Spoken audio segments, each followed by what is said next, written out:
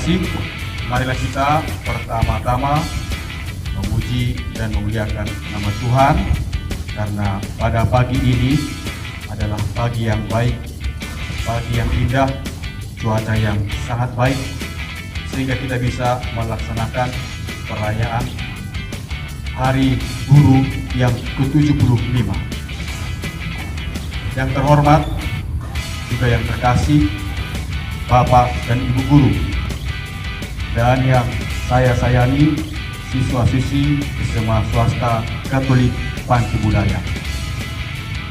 Hari ini kita bersama merayakan sukacita dan kegembiraan, yakni merayakan ingatan kenangan 75 tahun guru telah mengabdi, telah berbakti di bumi Nusantara yang luar biasa ini. Guru yang sesungguhnya telah diberikan kepada kita, guru yang sangat baik, guru yang berbakti, dan guru yang berkorban, yakni Tuhan kita, Yesus Kristus. Tuhan Yesus ini, sesudah dia umur 12 tahun, hingga dia kembali beraktivitas melayani penduduk di Yerusalem dan sekitarnya, memang tidak tertulis di dalam Alkitab kita di mana dia dan apa yang dilakukannya. Tetapi menurut tradisi dan kebiasaan orang Yahudi, maka seorang laki-laki Yahudi harus belajar. Tetapi memang yang dipelajari mereka adalah hukum Taurat. Tetapi dalam belajar hukum Taurat, mereka tentu harus belajar membaca dan menulis. Dan kita tahu bahasa yang digunakan pada waktu itu ialah bahasa Ibrani dan bahasa Yunani, di mana bahasa ini sungguh-sungguh sangat sukar untuk dipelajari. Maka tentu diperkirakan Yesus juga masuk di ruang kelas untuk belajar. Dan kita tahu bahwa hukum Taurat sungguh sangat detail dalam setiap hukum-hukumnya yang harus dilaksanakan oleh segenap orang Yahudi. Ada tahap-tahap yang harus dijalani setiap remaja Yahudi, dan mereka harus tunduk pada hukum Taurat. Yang kedua, Yesus tentu tidak asal belajar. Dia juga sebagai manusia mempunyai cita-cita yang tinggi, yaitu apa? Menjadi rabi, menjadi guru. Maka sebagai orang yang bercita-cita menjadi guru, pastilah Yesus belajar dengan sebaik-baiknya. Yang ketiga, Yesus tahu bahwa tugasnya berat. Maka dia juga harus mengejar cita-cita lebih daripada rabi, lebih daripada seorang guru, supaya dia diakui oleh orang-orang Yahudi. Apakah itu? Dia nanti harus memiliki pengikut, harus memiliki murid-murid. Yang keempat, setelah dia menjadi rabi, dia justru memberikan pengajaran yang seolah-olah melawan kebiasaan orang-orang Yahudi. Maka dia sering mempertentangkan antara hukum Taurat yang sudah dihayati oleh nenek moyang Yahudi dengan apa yang diajarkan oleh Yesus, yakni hukum cinta kasih. Mencintai segenap hati, dengan segenap tenaga, dengan segenap pikiran, dan mencintai sesama seperti mencintai diri sendiri. Antara hukum Taurat dan hukum cinta ini sering menjadi perdebatan antara pendengar, yakni orang Farisi, orang Yahudi, para imam, dengan Tuhan Yesus sendiri. Terutama waktu itu sering dihadapkan dengan hukum Sabat yang terlampau mementingkan hukumnya daripada cinta kasih. Singkat saya mau katakan, ternyata Yesus itu adalah manusia. Yesus bukan seorang yang hebat dalam arti bisa bim salah bim lalu dia menjadi orang hebat. Ternyata Yesus juga mengalami apa yang kita alami. Mulai dari masa kanak-kanak, masa remaja, hingga ia akhirnya nanti mengajar atau terjun untuk melayani masyarakat di sekitarnya. Yang paling menarik ialah Yesus tahu diri. Mengapa dia tahu diri? Karena dia tidak pernah menyombongkan dirinya bahwa dia memiliki kealahan. Maka selama hidupnya dia sungguh-sungguh manusia, bertumbuh dan berkembang, menangis, tertawa, bahkan juga pernah marah. Bahkan ketika dia harus mempertaruhkan nyawanya, dia juga hampir di titik putus asa. Maka dia katakan, "Bapa, kalau boleh, jauhkanlah pencobaan ini, tetapi bukan kehendakku, melainkan kehendak." Maka menurut hemat saya, ada satu dua hal pelajaran yang sangat luhur yang bisa kita petik dari Tuhan Yesus. Pertama, dia adalah orang terpelajar, cerdik dan pandai.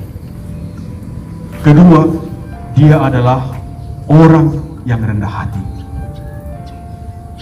Ketiga, dia sungguh-sungguh mau berkorban, memberikan dirinya seutuhnya bagi orang lain. Bapak, Ibu guru, dan para siswa yang terkasih, sebagaimana kita ketahui bahwa tujuan pendidikan di negara kita ialah supaya setiap insan, supaya setiap peserta didik memiliki iman, memiliki akhlak atau moral yang baik, dan percaya kepada Tuhan yang Esa.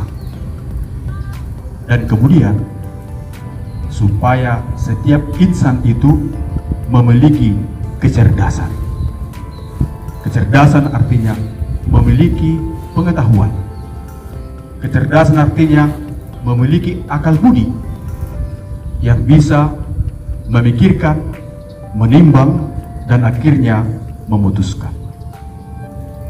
Pada hari ini kita merayakan Hari Guru yang ke-75 tahun. Dan juga sesuai dengan ulang tahun tanah air kita, Indonesia juga 75 tahun. Tetapi sesungguhnya guru itu sudah lahir ratusan tahun sebelum Indonesia merdeka. Bapak proklamator kita, Soekarno, yang pintar dan handal berpidato itu, menjadi orang seperti itu pasti juga karena guru. Maka guru menjadi sentral dalam kehidupan kita. Sejak umur 5 tahun kita harus berjumpa dengan guru. Gurulah yang pertama kali memberikan pendidikan, memberikan pengetahuan supaya kita menjadi manusia yang seutuhnya. Mengapa demikian? Karena di satu sisi sebenarnya binatang itu lebih cerdas dari kita. Kalau seekor binatang dilahirkan oleh induknya, maka binatang itu sudah bisa mandiri, sudah bisa mencari makanannya sendiri. Manusia begitu lahir tidak bisa berbuat apa-apa. Maka karena tidak bisa berbuat apa-apa, tentu harus diajari, harus dididik, harus dibimbing.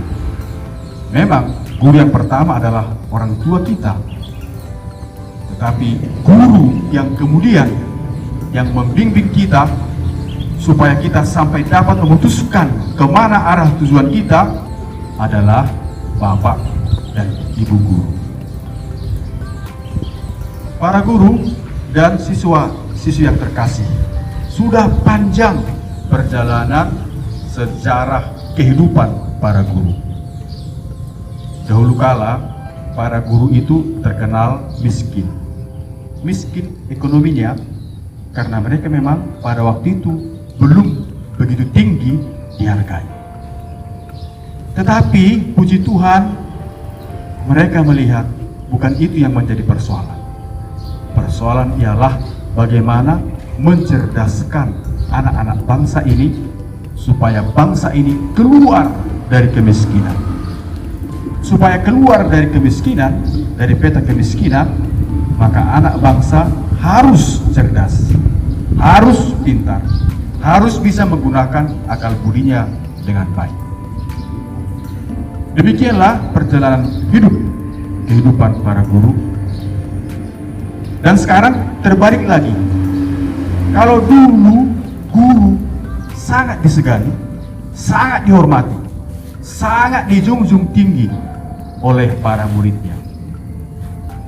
Guru dulu sekali mengedip mata, murid sudah tahu apa artinya. Tidak perlu teriak keras. Bahkan murid-murid pun segan, takut jumpa dengan guru. Semuanya memang ada aspek negatif dan positifnya. Tetapi sekarang berbeda lagi. Sekarang justru guru yang harus menghormati peserta didik. Mengapa itu bisa terjadi? Tentu banyak faktor-faktor yang menjadikan itu semua. Kemajuan teknologi media sosial menjadikan keterbukaan itu semakin dibuka. Tak bisa lagi ada yang ditutup-tutupi. Dan memang harus begitu adanya. Tetapi kadang-kadang menjadi banyak salah ditafsirkan. Orang malah justru menyalahgunakan kebebasan. Demikian juga apa yang terjadi pada saat ini.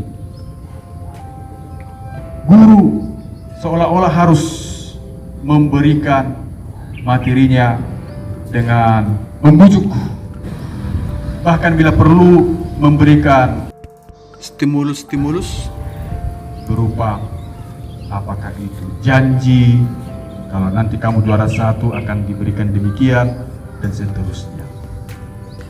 Tetapi saya kira itulah dinamika, itulah kisah kasih perjalanan kehidupan seorang guru.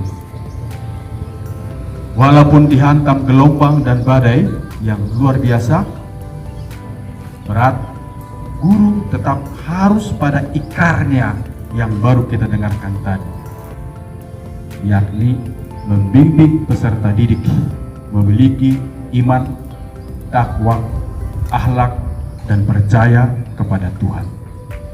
Sampai akhirnya peserta didik memiliki kecerdasan, mampu memilih, dan mampu akhirnya membuat keputusan. Maka peserta didik kami, mari kita bersyukur kepada Tuhan bahwa guru diutus kepada kita untuk membimbing kita, untuk menjadikan kita menjadi manusia yang utuh. Apa itu manusia yang utuh? Ya, seperti ketika Allah mencipta manusia pertama sesuai dengan wajahnya, sesuai dengan citranya. Hanya karena terjadi kecelakaan dahulu kala, maka kita jatuh dalam dosa, dan dosa inilah yang membuat kita kerap kali sering menuju kebodohan, menuju kehancuran. Maka sesungguhnya tugas para guru kita ialah berusaha untuk terus mengembalikan kita ke jalan yang benar, supaya wajah kita dan citra kita seperti Allah. Maka sebenarnya dalam aspek rohani, para guru itu menghantar kita ke surga. Itu. Kalau kita nanti menjadi orang yang hebat, sudah terkabul atau tercapai cita-cita kita, itulah surga sebenarnya. Jangan lupa, itu karena didikan para guru. Sejak kita pernah mengenal guru, entah di TK atau PAUD, di SD, SMP, dan hingga sekarang. Terakhir, Bapak dan Ibu guru yang terhormat dan juga yang terkasih, terima kasih atas seluruh pengabdian kalian untuk memajukan pendidikan nasional sesuai dengan tujuan pendidikan nasional. Baktimu sungguh pasti akan dikenang, dan semoga Anda kalian diberikan kesehatan, diberikan kesejahteraan, diberikan kekuatan, semangat, roh untuk melayani, mengabdi, dan mendidik. Akhir kata, saya ucapkan sekian dan terima kasih. Shalom. Siap! Hai!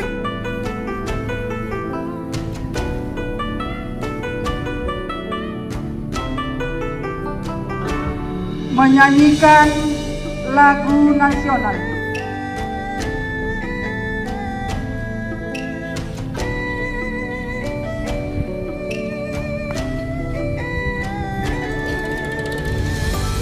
Can't tell by your eyes, tell you about me, been crying forever.